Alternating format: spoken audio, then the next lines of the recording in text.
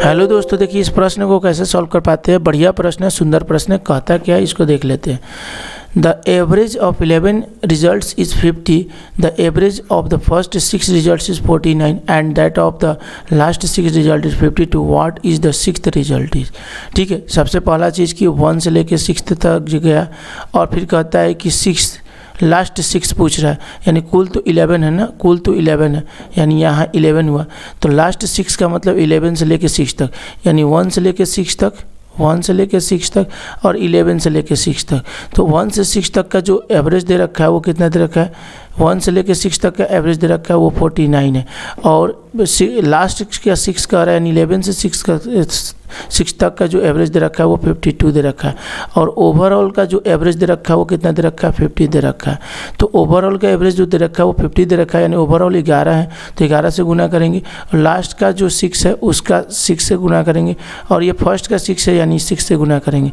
लेकिन यहाँ पर 6 से गुना हो रहा है, यहाँ भी 6 से गुना हो रहा है, तो इसमें रिपीट में कौन सा आ रहा है, रिपीट में 6 आ रहा है, नहीं 6 2 टाइम्स आ रहा है।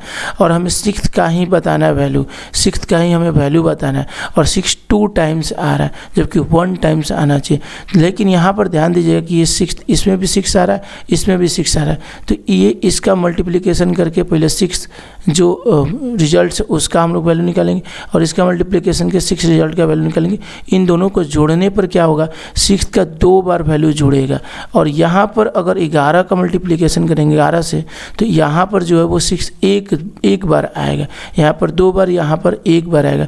तो ये वाला जो वैल्यू है इसको हम इस टोटल में से घटा देंगे, तो एक जो 6th का एक्स्ट्रा वैल्यू था वो बच जाएगा और वही आपका रिजल्ट हो जाएगा। बस समझने का देरी था और कुछ करना नहीं।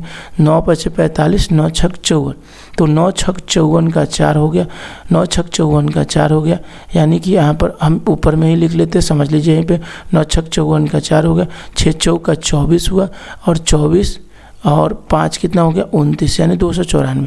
6 दूना 12 हो गया, इसका हो गया 6 दूना 12 और 6 × 5 = 30 और 1 30, यानी 312 और 294, 4 और 2 कितना हो जाएगा, 6 हो जाएगा, 1 और 9 10 हो जाएगा, 3 2 5 1 6 हो जाएगा। और माइनस कर देंगे यहाँ पर 11 × 5 = 55, यानी कि 550 को हम माइनस जैसे ही करते हैं तो हमारा जो वैल्यू आ जाता है वो 56 आ जाता है, और 56 यानी कि ऑप्शन नंबर जो सी होगा वो करेक्ट हो जाएगा। आशा करते हैं आपको सॉल्यूशन बिल्कुल समझ में आएगा, और समझ में आता है तो चैनल को सब्सक्राइब, लाइक, शेयर सब कुछ करिए, सपोर्ट कीजिए, और इसी तरीके का बेहतरीन क्वेश्चन हम लेके आएंगे। धन्यवाद।